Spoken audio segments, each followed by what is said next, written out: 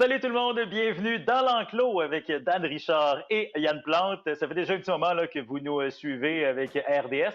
Maintenant, c'est grâce à Balcourbe qu'on vous présente notre nouveau projet. Vous le savez, dans l'enclos au baseball, on retrouve des lanceurs. Dans notre enclos, on va retrouver des journalistes sportifs. Dan, on s'attend à quoi dans l'enclos? En gros, Yann, on veut jaser de nos deux passions, le journalisme et le sport. On s'entend qu'on est assez chanceux de pouvoir dire qu'on gagne notre vie en gravitant à l'intérieur du monde du sport, que ce soit dans les événements sportifs ou même dans la salle des nouvelles. Donc, sans plus tarder, eh bien, on vous présente notre premier invité. Notre invité aujourd'hui, c'est notre collègue Alex Antonacci. C'est un jeune journaliste fringant. Il est vraiment en pleine ascension à RDS. Comme on dit, the next big thing. Alex a eu la chance d'ailleurs de couvrir le championnat des Raptors lors des rassemblements à Montréal l'été dernier. Mais Dan, parle-nous donc un peu de ça, Alex. Ah, Alex, c'est une bonne pâte, Alex. Hein? Et puis, Yann, tu sais, petite parenthèse, tu sais que Belmédia, l'entreprise qui possède RDS, a fait la V dernièrement. Tu sais, ça? Ouais. Oui. Je suis heureux d'annoncer à tous nos auditeurs qu'Alex sera le premier journaliste de RDS à s'inscrire aux auditions d'application de Alex. Bravo. 1000 bravo. 1000 bravo. Ben oui. Exactement. Parce que ça a l'air qu'il n'est plus célibataire pour encore longtemps. Fait que les filles, il faut qu'ils en profitent vraiment maintenant. Là. Vous êtes l'enfer. Écoute, Alex, non, sérieusement, on est très content de te recevoir aujourd'hui. Tu es un bon chum, un bon collègue de travail. Comment ça va là, pendant le confinement? Ça va pas pire. Vous me manquez, les gars. Ça, c'est sûr. En partant, la salle des nouvelles nous manque. Mais bon, on s'occupe comme on peut. On prend du temps pour nous-mêmes, faire le sport qu'on peut. Puis, on fait ce qu'on peut. Qu'est-ce qui te manque mais merci de me recevoir, les gars. Je suis bien content d'être ici.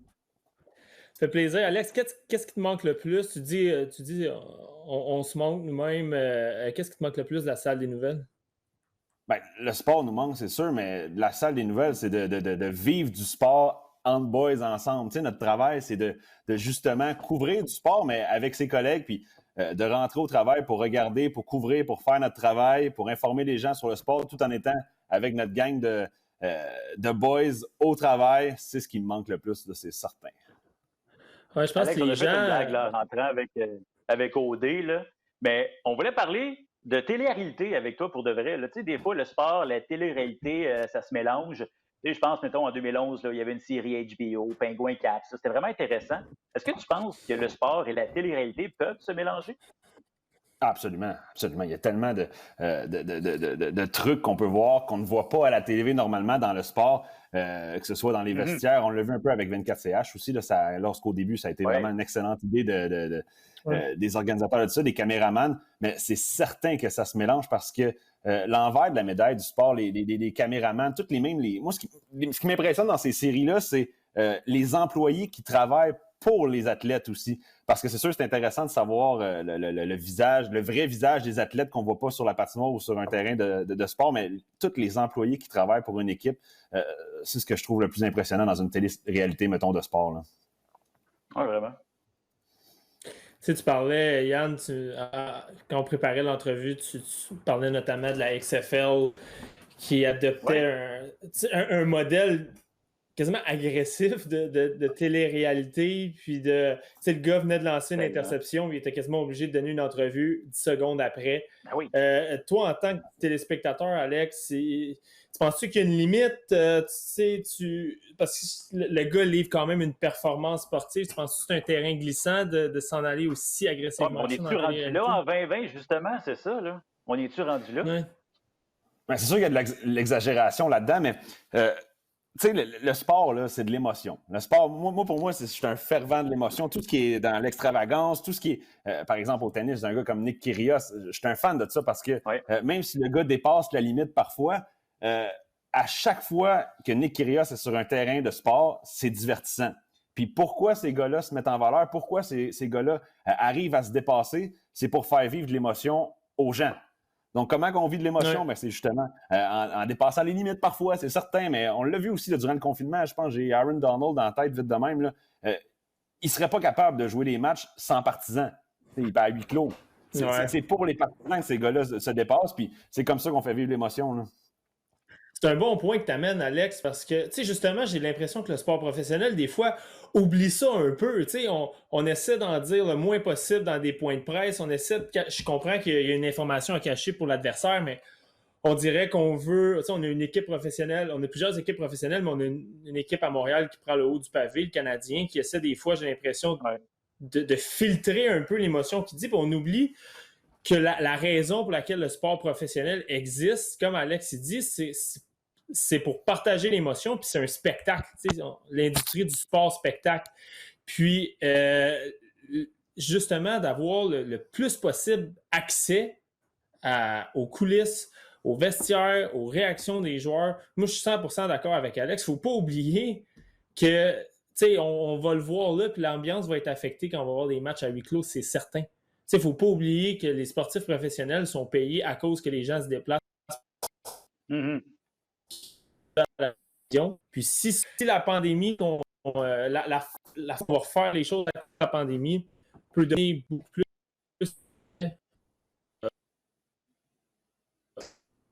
aux spectateurs, tant mieux. Puis moi, je pense qu'on allait vers ça. Mais à quel point, là, justement, la couverture médiatique est trop folle ici à Montréal, selon toi, Alex? Est-ce que tu as justement l'impression des fois que c'est une télé-réalité? Tu sais, le monde à la maison sont en train de dire il faut congédier Claude Julien, il faut le congédier. C'est comme s'il est en train de voter pour une lofteuse à la télé. Là, à quel point c'est trop c'est un énorme dossier, surtout que j'entends ma 5e année à RDS, puis avant de rentrer à RDS en tant que consommateur de sport, on le sait que ça parle beaucoup du Canadien, mais en rentrant à RDS, où on regarde tous les faits et gestes de l'équipe, c'est un autre game. Là. C'est complètement un autre game. C'est flagrant à quel point la couverture médiatique du Canadien, j'irai pas dans la surabondance, mais c'est normal. Parce que tu vas aux États-Unis, tu vas dans des États où il y a des équipes, la LNH, tu vas ouvrir la télé, ça va parler de football universitaire, de basketball universitaire, de NFL. Bien avant le hockey. Bien avant le hockey. C'est ça. Bien avant, là. Mais ça tombe, on est dans une ville qui vibre au rythme du Canadien. Fait que c'est normal. C'est pas de la surabondance, mais où est-ce que c'est exagéré ici à Montréal, c'est peut-être quand le Canadien, ça fait 8 défaites de suite, qu'ils connaissent, qu'ils subissent. On arrive en février, mars, la course aux séries est rendue. Ils sont plus dans la course aux séries. Puis là, on parle encore des défaites de Claude Julien, de ci, de ça. C'est là que ça devient exagéré. Puis c'est là, peut-être que là, vous dites d'aborder des sujets comme de plus télé-réalité, mais parler de l'aspect sportif de Claude Julien, de Marc Bergevin, c'est là que c'est exagéré. C'est là que ça n'a aucun sens. Ou pire encore, quand la saison vient de terminer, le Canadien est éliminé, il y a des séries éliminatoires en juin, puis on se demande c'est qui le backup de Carey Price. Dans le sport, il y a autre chose qu'on pourrait jaser, je suis certain. Mais j'ai une question pour toi, Alex. Tu sais, l'été, que dans tous les réseaux où tous les talk shows sportifs cessent pendant l'été, à peu près quand la finale de la Coupe Stanley est terminée, là, que ce soit chez nous ou dans les réseaux concurrents, ça arrête. La programmation estivale commence dans les radios sportives. Est-ce que tu crois que les gens sont... Je suis curieux de t'entendre là-dessus. Est-ce que tu penses que les gens sont prêts à moins de couverture du Canadien, même quand c'est moins important, pour plus de couverture de l'Impact, des Alouettes ou du sport amateur? Parce que certainement que les entreprises de presse médiatiques, sportives ont un rôle à jouer. Mais toi, tu penses-tu que le fan de sport normal, là, entre guillemets, est prêt à ça puis veut d'autres sports? Hey Dan, j'aurais tellement envie de te dire oui, là. Mais j'ai de la misère à croire ça. J'ai de la misère à croire ça. Ouais. Non, mais j'aimerais ça le croire, mais je le pense pas. Je le pense pas parce que c'est trop gros, le Canadien. C'est trop gros. Les gens sont pas... Le partisan de sport montréalais aime le Canadien. T'sais, il va apprécier aller voir un match des Alouettes. Il va apprécier aller voir un match... Là, je parle du fan de sport général. Là. Il va apprécier aller voir ça, mais il sera pas prêt à se lever le matin, à allumer la radio, la TV, puis à entendre parler de ça, à entendre les analyses du joueur, du 11e joueur qui est rentré sur le terrain en fin de match de l'Impact, du nouveau joueur des Alouettes de ligne offensive. T'sais. Je pense pas que le partisan de sport montréalais général est encore prêt à ça. Mais est-ce qu'on s'en va là? Peut-être. Je sais que les Alouettes et l'Impact font beaucoup d'efforts pour grandir leur image dans le paysage du sportif montréalais. Là. Peut-être qu'on s'en va vers là, mais je pense pas qu'on est prêt à dire que le partisan de sport est prêt à ne pas parler du Canadien pendant 12 mois par année. Là. T'en penses quoi, Mais toi? le partisan de sport qui est en toi, par exemple, Alex, là, à quel point il a aimé voir les coulisses d'une série comme The Last Dance, par exemple, sur Netflix? Ah, mon Dieu, ça a été incroyable, ça. Parce que, ben, pourquoi ça a été incroyable, ça, c'est ce qui m'a sauté aux yeux, c'est à quel point je connaissais Michael Jordan sans savoir c'est qui. J'avais aucune idée c'était qui, finalement. Tu sais, puis, j'étais un fan de basketball. Là. Quand j'étais petit, je jouais au basketball au primaire, je jouais au basketball au secondaire. Je me souviens, j'étais dans mon sous-sol, je sais que tout le monde l'a fait au hockey, mais moi, j'avais un petit panier de basket dans ma chambre, là, puis je m'inventais des games tout seul, là, avec Kobe Bryant, Michael Jordan, Allen Iverson, tout like Tracy McGrady, tu sais, puis Michael Jordan était là-dedans. Là. Mais Michael Jordan a été... Ouais, j'ai été soigné depuis, ça a l'air. Non, mais tu sais, Michael Jordan a pris sa domination avec les Bulls a pris fin en 98. Je suis né en 94. Je ne l'ai pas connu. Là. T'sais, à 4 ans, peut-être que j'écoutais les matchs des Expos avec mon père, peut-être, là, en 98. Là. Mais c'est tout. Là. J'avais aucune idée. J'ai jamais vu jouer Michael Jordan. Puis ça m'a fait capoter à quel point j'en avais aucune idée c'était qui. Puis le partisan, même le gars qui n'aime pas le basket, même la personne qui n'aime pas le sport en général, c'est qui Michael Jordan. Absolument. Puis de voir toutes les coulisses de ça, tu te rends compte que finalement, personne ne sait c'est qui, là, à part ceux qui l'ont connu dans ces années-là. T'sais. Fait que c'était vraiment impressionnant. Vas-y, Dan. Ce qui m'a frappé le plus à propos de Michael Jordan, c'est que, à moins qu'on soit vraiment un maniaque de basket, on a toute on le voit tout un peu de la même façon, c'est-à-dire un athlète plus grande nature, un athlète qui a transcendé son sport, un peu comme LeBron James, on le voit, ou comme Cristiano Ronaldo ou Lionel Messi en Europe. Mais là, moi, ce que ça m'a fait découvrir, c'est que, tu sais, veut pas, nous, on est des sportifs de ligue de garage, là, on va le dire comme ça. Ouais. On côtoie pas personnellement ce genre d'athlète-là, puis j'ai l'impression qu'il n'est pas le seul quand on voit le côté, tu sais, il était tellement demandant envers ses coups. Oui. Très exigeant, vraiment, ouais. Ça.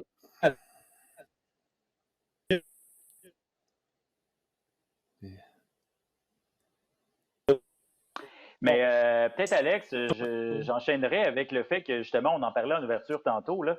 Tu as couvert, toi, justement, les rassemblements des Raptors pendant la conquête du championnat en 2019.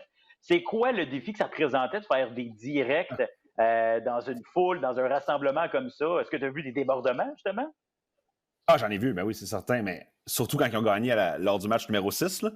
Mais à la base, non. Ouais. À la base, c'était un gros rassemblement de fans de sport qui criaient, qui encourageaient, qui littéralement encourageaient une équipe sportive comme s'ils étaient sur place. Là. C'est sûr. Là. Puis les Raptors, de Toronto, ça a été en plus, faut le dire. Là. Ben, de Toronto, là. Ben, maintenant que tu en parles, moi, c'est le premier truc qui m'est venu à l'esprit quand j'ai couvert ça. Oui, c'était un défi, je voulais me concentrer sur les directs et tout, mais ça a été frappant pour moi que je me souviens, là, sur Peel, lors du match numéro 6, on voyait la rue Peel, là, je voyais pas de fin de partisans. Là. C'était des partisans jusqu'à la fin. On se demandait combien de milliers de personnes avaient là. On n'a jamais su le nombre. Mais je me disais, là, tout ça, là, c'est pour une équipe de basketball, un sport qui est pas aussi populaire, qui n'a pas une historique populaire à Montréal. Là, on va parler de baseball, soccer, football, hockey, bien avant le basket. Et en plus, une équipe de Toronto. Fait que là, je me disais... Tu sais, encore, je répète, je suis né en 94, j'ai pas connu de Coupe Stanley. Si le Canadien se retrouve en finale dans une série comme ça, là, ça va être insensé. Là, je veux dire, je peux même pas imaginer que ça serait pire que ça parce que justement, tu en as parlé de débordement. Ouais. Quand la victoire a été confirmée du titre, là, je me souviens, j'étais sur le bord de la clôture, puis les vrais héros dans tout ça, c'est le caméraman qui nous filme parce que lui, il se fait brasser encore plus que moi. Puis en plus, il y a des caméras, là, tu sais. Ben, c'est ça. Puis là, il y a vraiment raison. Ah oui, non, c'est ça. Puis moi, j'ai qu'à me promener avec un micro puis trouver les gens les plus sympathiques là, sur le party qui sont fans des Raptors, mais lui, il se fait brasser. Puis là, il gagne. Il y a des feux d'artifice qui passent partout. Il y a des gens qui brassent les clôtures. Évidemment, ça, c'est pas des fans des Raptors, c'est des gens qui profitent du moment, comme un peu ce qu'on voit avec les manifestations. Là, c'est exactement, des profiteurs pour faire des ravages. Là, puis c'est ça qui est arrivé. Puis même, je me souviens, le caméraman, à la fin, il a dit là, j'ai peur de mon matériel, j'ai peur pour nous deux. On s'en va, là, parce qu'il y en a eu des débordements. Là. À la fin, la police était partout. Puis c'était un peu comme en ce moment encore les manifestations. Je veux dire, les vrais partisans étaient partis célébrer chez eux probablement. Puis là, il restait juste des tatas qui sont sortis pour faire des feux d'artifice, briser les clôtures, briser les pancartes. Puis c'est ça qui est un peu triste, mais ça revient encore si le Canadien avait gagné, ça serait le même truc. Là, mais là, on parlait d'une équipe de Toronto de basketball. Là. Mais pour faire une mise en contexte, les gars, on s'entend que, pour expliquer aux gens qui nous écoutent, souvent quand on commence à faire des reportages à la télévision, nos patrons, là, ils nous envoient faire ce qu'on appelle des topos ambiance. Fait que souvent, ça va être à la Coupe du monde de soccer ou comme Alex est allé dans les rassemblements sportifs.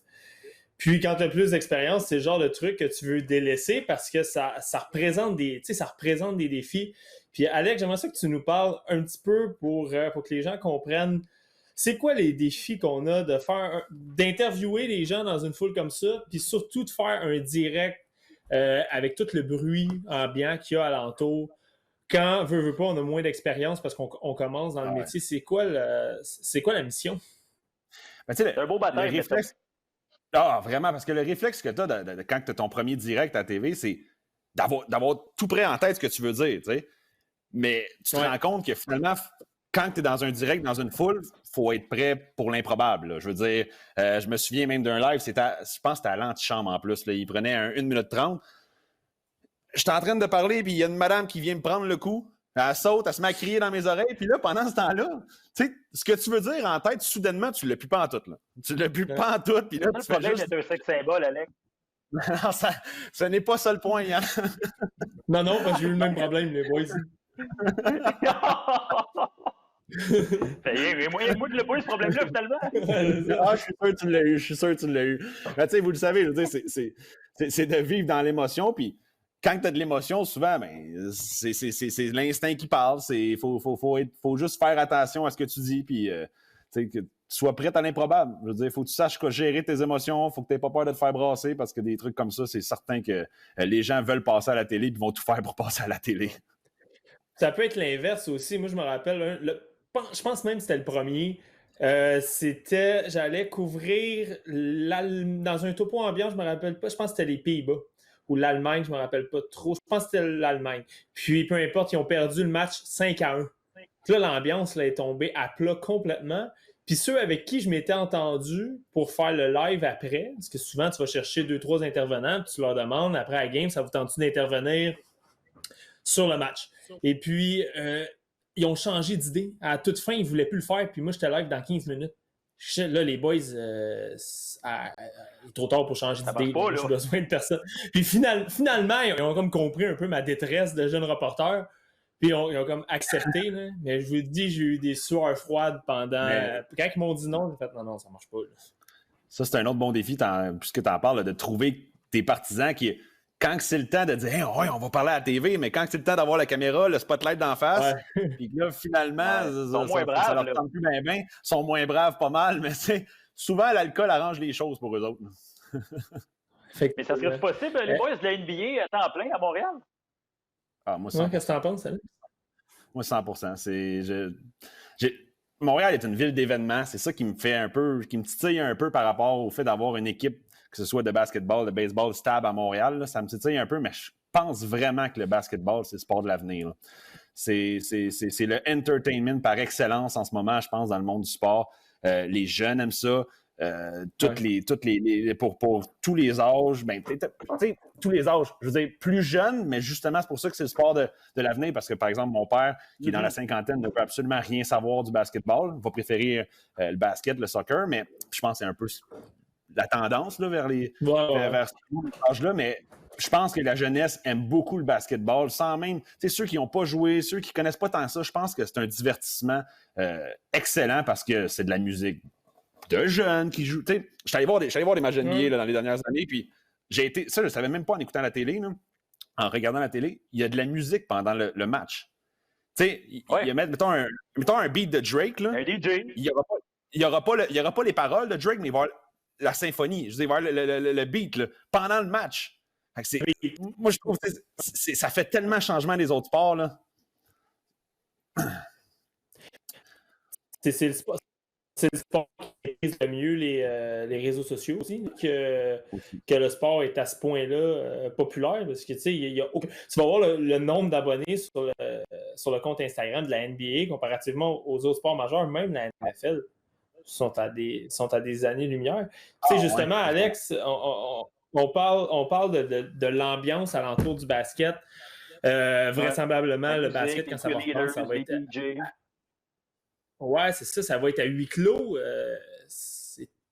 Ça va représenter tout un défi. Là. Je t'ai parlé d'Aaron Donald tantôt, mais je pense que les joueurs qui se sont exprimés le plus contre le fait de jouer à huis clos, je pense que c'est pas mal les joueurs de la NBA là, qui ont laissé parler leur cœur par rapport à ça, parce que justement, je pense que c'est un sport tellement de highlights et de momentum. Tu sais, le gars s'en va, mettons, le joueur de basket s'en va en échappée. Là.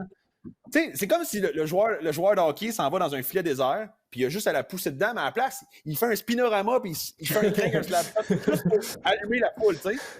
Mais le joueur de basket va arriver en échappée, puis il va faire un dunk spectaculaire pour justement aller chercher l'énergie de la foule pendant qu'il a juste à la mettre dedans, tu sais. Puis ça fait 2 points pareils. C'est pour ça que l'énergie de la foule au basket, c'est une toute autre histoire. Là. Ben justement, tu parles du côté... de la foule, à quel point c'est spectaculaire, Alex. Tu sais, toi, tu es un bon joueur de baseball, là, quand même. Là. Ben, de ball-ball, on va se le dire. De ball-ball. Moi, j'ai vu une vidéo de toi sur Facebook là, qui a vraiment fait le tour des réseaux sociaux. Tu rates complètement ton bat flip, tu te choques, tu n'es pas capable de le faire. Puis quand tu arrives au marbre après, ben, tu fais ton petit signe de croix. Hein, tu sais?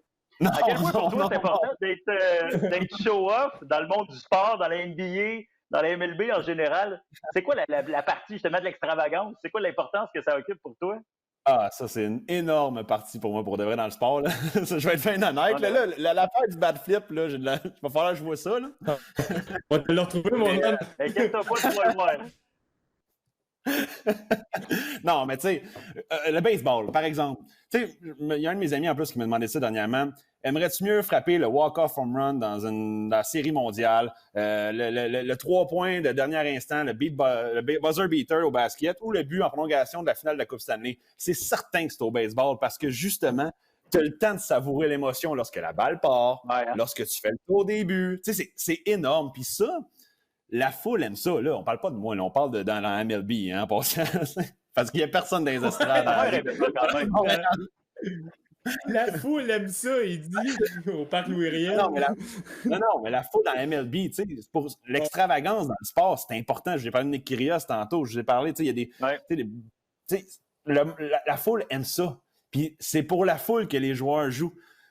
Puis des joueurs qui sont un peu pognés, c'est sûr qu'on les respecte parce que c'est un talent exceptionnel, mais moi, pour ma part, c'est sûr et certain que je reprocherai jamais à un joueur de hockey d'avoir une célébration un peu trop exagérée, de célébrer, tu sais, le joueur de baseball, le bat flip, n'importe quel bat flip, je suis fan de ça, là, à l'infini, là. Je ne serai jamais contre ça, là. Tu sais, José Bautista, là, je me lève le matin et je le regarde encore, son bat flip, là, tu sais, juste parce que je sais que je vais passer une belle journée après ça, là. Pour moi, l'extravagance dans le sport, je vis pour ces moments-là, c'est sûr et certain. Puis justement, tu penses quoi de... Tu sais, tu parles du baseball, justement, là, puis tu sais, dans les sports majeurs, il y a le basket, puis il y a le foot qui célèbre l'extravagance, je trouve. Puis d'un autre côté, tu as le baseball puis le hockey qui sont très conservateurs, plus rigoureux, puis c'est très conservateur. Tu penses quoi d'un joueur qui fait un bad flip, justement, puis qui va se faire... tu sais, au baseball, tu pitches sur le gars, tu peux le blesser à cause qu'il a fait un spectacle à 100 000 à l'heure. Là, tu penses quoi? Il y a de quoi complètement absurde là-dedans? Ah, c'est absurde. Tu sais, je me souviens, je pense qu'il y avait l'année passée, c'est Tim Anderson qui a eu des controverses autour le shortstop des White Sox, que justement, il célèbre beaucoup à chaque fois, puis va demander ça à un partisan des White Sox, c'est sûr qu'il va dire que c'est son joueur préféré à cause de ça. Là. Il y en a bien qui vont l'aimer à cause de ça parce qu'il amène de l'émotion dans le stade. Là. C'est sûr que l'équipe ne l'aime pas l'autre bord. C'est sûr que le prochain lanceur va vouloir le biner, mais il va amener de l'énergie à son équipe, il va amener de l'énergie à la foule. Mais là, pour jouer l'avocat du diable, il y en a qui vont dire que c'est une distraction aussi. Là. Je veux dire, moi, c'est mon opinion de dire j'adore ça. Moi, je suis galvanisé par toute cette énergie-là, mais il y en a qui vont dire que c'est une distraction, absolument. Dire, voyons, hey, c'est 4-1, je veux dire, on n'est pas en train de gagner 8-1, on n'est pas sûr d'emporter. Fais ton tour au début, va rentrer, marque ton point. Mais pour moi, ça amène une énergie complètement qui est nécessaire pour gagner un match dans le sport. Là. Mais y a-t-il une limite à ne pas franchir, selon toi? Non. Il y a pas, tu sais, la seule limite, ça serait lorsque le match est hors de portée. Tu ne célèbres pas un but quand c'est 5-1. Tu vas pas flipper ton bat quand c'est 8-0. Hein. C'est ça la limite pour moi. Mais sinon, dans n'importe quel sport, que ce soit un toucher, un circuit, un but au hockey, tu peux célébrer comme tu veux, en autant que tu n'arques pas l'adversaire puis ça reste pour ton équipe, puis la foule. Yann? Oui. Dan, des fois. De plus que Ouais. de plus qu'Alex. Répéter, Dan, on t'a coupé, on t'a pas compris, Dan. Si tu peux répéter du début, s'il te plaît. Oui, parfait. Dans le fond, ce que je me demandais, Yann, c'est que bien que tu sois encore un jeune fringant, tu as environ un 7-8 ans de plus vieux qu'Alex. Est-ce que toi, t'as-tu la même opinion qu'Alex? Ouais, c'est ça. C'est parce que des fois, en vieillissant, on devient plus conservateur, plus sobre. Est-ce que tu penses la même affaire qu'est-ce qu'Alex apporte? Non, le sport, c'est du divertissement. J'ai toujours pensé que justement l'amateur moyen paye le gros prix pour son billet, pour le stationnement, pour le coke, pour la bière, pour la casquette pour les kids. Tu mérites d'être diverti. Tu payes pour aller voir justement un Tim Anderson battre flipper, un José Bautista, un Randy Moss célébrer après son toucher. C'est du divertissement. Je suis entièrement pour ça aussi. Là, donc, non, je pense qu'Alex, on se rejoint vraiment à ce niveau-là. Puis la limite, je la trace au même endroit que toi. C'est-à-dire que maintenant, si c'est 6-0, t'as bien beau compléter ton tour du chapeau, mais c'est pas le temps de faire une célébration assis sur ton bâton de hockey, là, tu sais. Ben, la limite... Oui, vas-y, le baseball, quelqu'un qui n'aime pas le baseball va dire quoi? C'est long et c'est plat. Hein?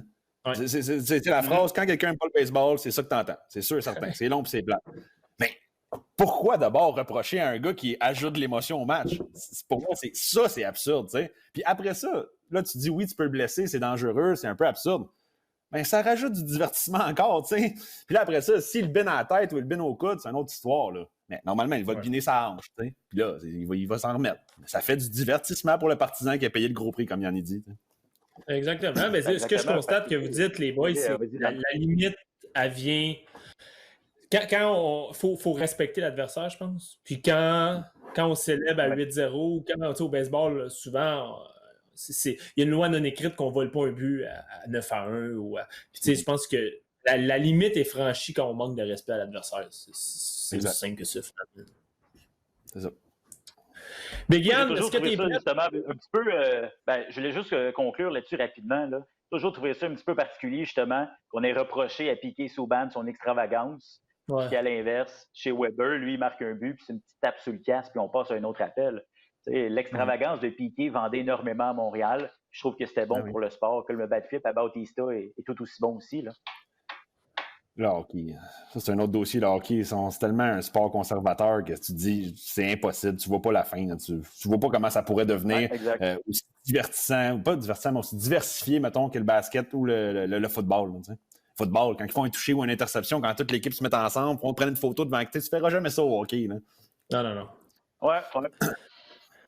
Good. Fait que, Alex, avant de te laisser partir, il faut voir que tu passes dans nos questions en rafale. Tu es dans notre enclos. Dans un enclos, on fait plusieurs lancers. Oh oui, mon brave, t'es obligé. Plusieurs lancers. On va te faire... Fait que dans le fond, Alex, on te lance une question chaque, là, puis tout ce que tu as besoin de faire, c'est une réponse courte. Dan et moi, on va se relayer avec une question chaque. Puis toi, tu y vas de ta réponse spontanée. Ah, je sais, Yann, tu m'as texté avant on s'est écrit sur le groupe là, avant de l'entrevue. Tu m'as dit qu'on n'était pas stressé pour 200, mais là, soudainement, un peu stressé. Là. Un peu stressé. Comment ça l'est, hein? Dan, tu nous entends-tu? Oui. Oh. Ouais, regarde, Dan, si ça te dérange pas, je pense que je vais poser la première question. OK, Dan, oui, tu sembles là? C'est beau? Oui, je suis là. Vous m'entendez, boys? Oui, parfait. Oui, on t'entend bien, on te voit même, malheureusement. Mais bon, ça fait partie de la game. Tu peux lancer la première question, Dan. Dégal, pour t'avoir vu quelques fois à l'œuvre, je dois avouer.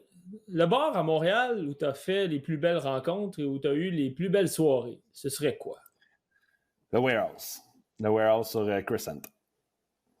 Oh, Alex, tu as voyagé un peu. Hein? On voit plusieurs de tes photos sur Instagram où c'est vraiment beau. Entre autres, été ski à Whistler ou même nager à Hawaï. Entre les deux, lequel tu fais demain matin?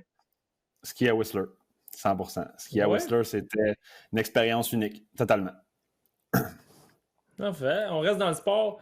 Alex, l'événement sportif le plus mémorable auquel tu as assisté live? Ouf, c'était en Allemagne. J'étais Fortuna Düsseldorf, c'est une équipe à ce moment-là de 2e division en Allemagne. Puis là, je m'en vais là, ça fait 7 ou 8 mois que j'habite en Allemagne. Je suis dans la culture du soccer. Les gars, ils trippent sur leur équipe. Puis avec cette victoire-là, j'étais sur place. L'équipe passait en première division en Allemagne. Puis ça, pour ça, c'est comme gagner une Coupe Stanley là, pour le Canadien. Là. C'était assez exceptionnel. Les gens, après ça, sont allés sur le terrain. Puis ça, je pense que c'était légal. Ils découpaient des morceaux de gazon sur la pelouse pour l'amener à la maison, pour se souvenir de ça. Wow! Je me souviens après ça, dans un bar allemand, puis les gens célébraient avec leurs morceaux de pelouse. Là. Clairement, le plus bel événement sportif que j'ai participé, ouais.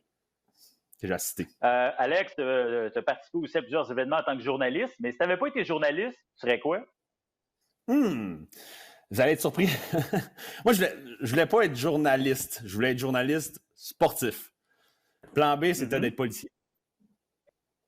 Ouais. J'ai toujours... Ouais. Quelques petites madames qui n'auraient pas été déçues de te voir en uniforme leur donner une contravention. La joke, elle revient. Là. C'est assez next. Vas-y, Dan, t'es next.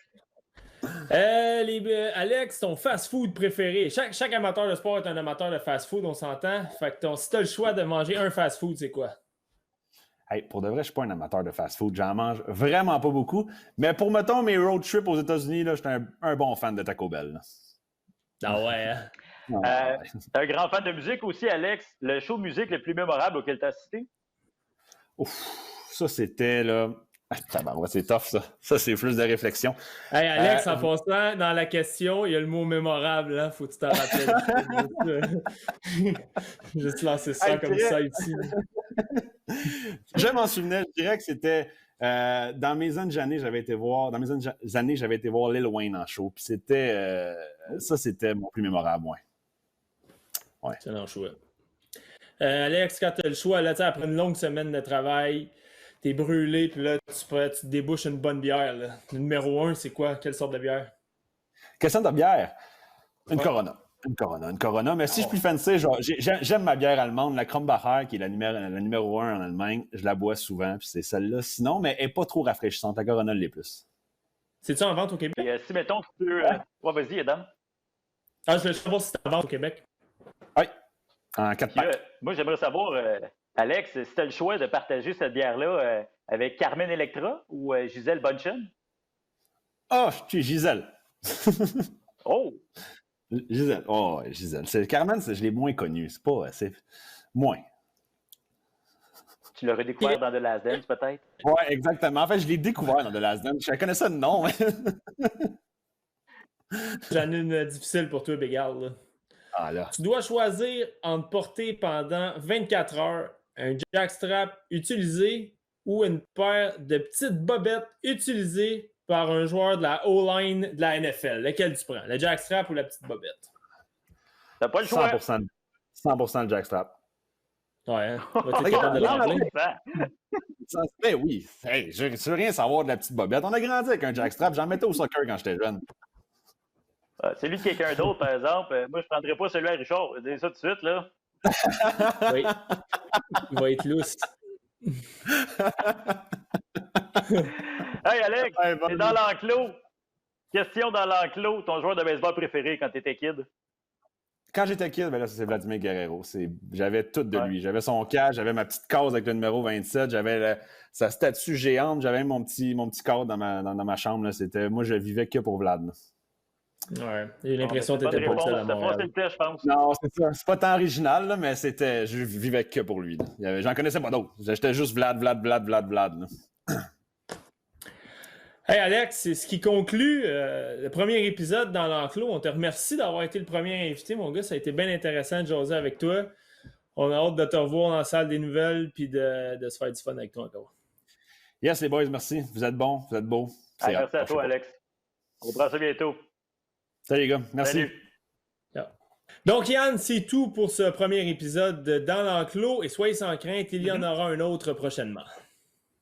Et d'ici là, prenez quelques instants là, pour aller sur le site de Balcourbe. On retrouve plusieurs articles super intéressants qui parlent de sport, de près ou de loin, dont un que tu as créé récemment, Dan. Oui, j'ai parlé à Jonathan Diaby hier, ce joueur qui joue pour le Marquis de Jonquière dans la Ligue nord-américaine, qui a vécu des incidents racistes la semaine dernière. Donc, on a parlé de tout ça au début de la semaine et vous pouvez voir mon article sur Balcourbe. Oui, et de mon côté, je vous raconte un road trip de balle que j'ai fait en 2019, dans le temps qu'on ne connaissait pas le coronavirus, puis que c'était bien parfait comme ça. Oui, question d'encourager la consommation locale. On a eu un petit flash chaque semaine. On termine l'émission dans l'enclos avec une toune d'un artiste québécois qui nous fait particulièrement triper. Yann, cette semaine, on commence avec quoi? Depuis le début de la pandémie, on aime bien se dire que ça va bien aller, hein? Un peu dans le même sens, nous, on vous dit tout va bien avec Larry Kidd. Yes, sir. Excellent artiste. Ciao, Yann, à bientôt. Hey, salut. Décroché d'allume et t'atterris dans un trou noir. Le même appart, le même quartier, les mêmes couloirs. Les milliers, c'est pas assez, il me faut des millions. Fuck ton nouveau crépignon, se rue sur la rue des opinions. Let's go. Tout seul dans les cieux, I be on my own. Confrontant les dieux comme ça, la vie m'a honte. Celui qui détient l'or, c'est sur lui que je colle un bronze. Si tu me parles d'argent, j'arrive jamais deuxième, baby.